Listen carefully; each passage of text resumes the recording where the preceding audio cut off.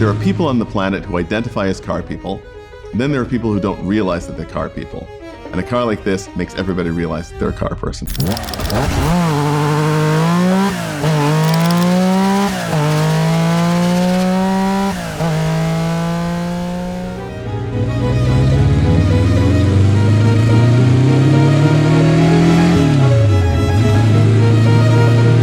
This is a car with less than 3,000 kilometers from new.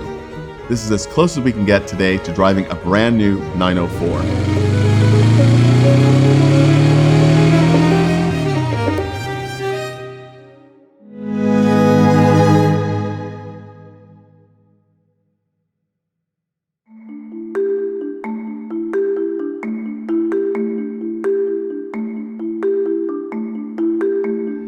We're here today to celebrate one of the most extraordinary additions to the Audrain collections, which is the collection of Nicholas Begovic, and specifically the Porsche 904 Carrera GTS, which he bought new and which is now part of the Audrain collections.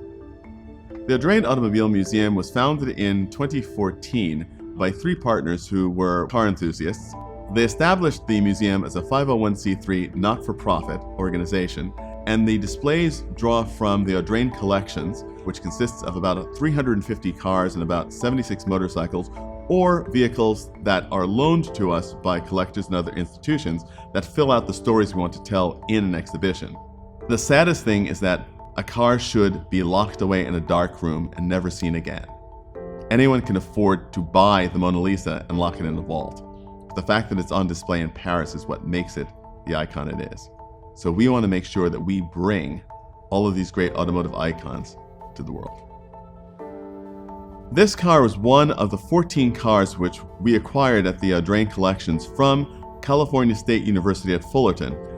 And we were told about these cars by our good friend Jay Leno, because in thinking about our mission here at the Audrain to preserve, celebrate, and share automotive history, the idea of keeping this collection together was very appealing. Nick Begovic was the kind of person who did not buy a car because somebody told him he should buy it. He bought it because the car spoke to him. He also caught the Porsche bug fairly early, and when the opportunity came for him to buy a 904, he leapt at the chance. He traveled to Stuttgart, ordered the car, picked it up at the factory, and had it flown back to the US. There's a wonderful photograph of him standing next to the car as it's just been offloaded from the TWA jet transport from Europe. And it is clear that he absolutely loved this car. I did never get to meet the man, but I know looking at his other cars, looking at his writings, having seen his workshop, which was incredibly well equipped, he always tinkered with his cars. I mean, he was a brilliant engineer. And so he always looked to do maintenance, looking at the file for this Porsche, which he drove less than 3,000 kilometers from new. He had extensive correspondence with the factory. The Porsche 904 GTS is, for me personally, one of the most spectacular sports racing cars ever. First and foremost, it's one of the last of the age of the cars that you could actually drive to the track, race, and drive back home. The 904 Carrera GTS is an incredibly fluid design. It's one of those designs, and again, this is very typical of designs of the 1960s, especially in sports racing cars, where every surface is moving at all times.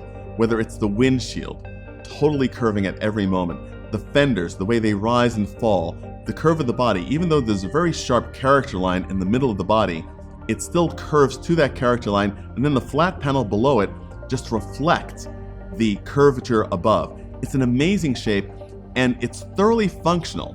You'd have to get going really, really fast in order to defeat the aerodynamics that are present in this car, and it looks as good as it performs, and that's also a very rare thing.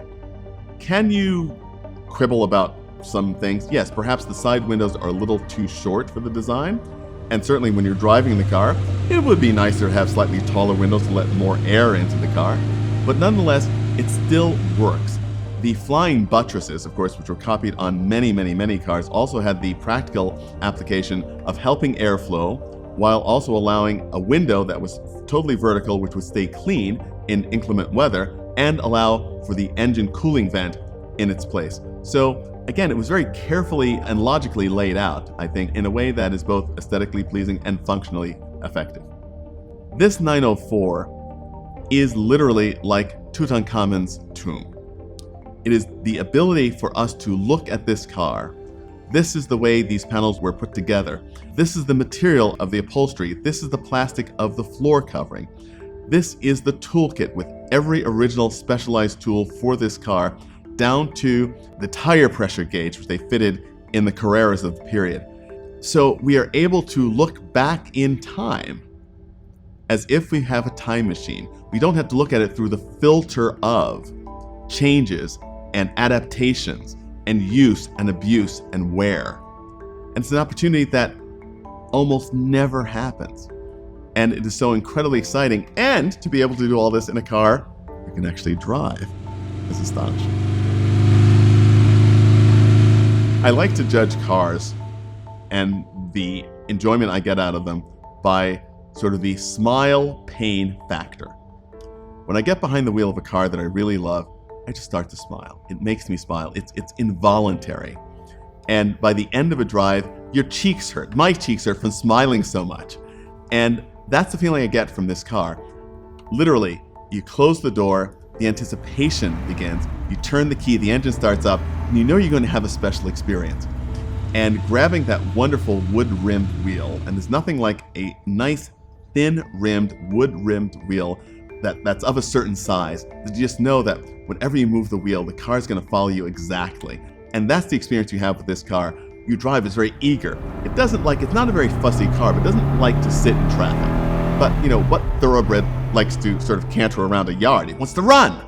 And that's what this car does. But yet it's really easy. The turnover on the throttle is very, very linear. You press the throttle pedal and it's heavy, but you just feel it go, and you can just ease on the power and it just goes. It's just absolutely astonishing.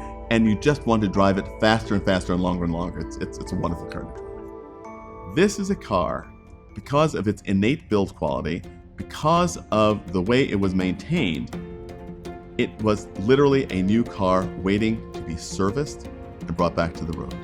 And that was something that really just filled me with such incredible emotion, because to have the opportunity to live in history through driving a car is an opportunity that very few people have.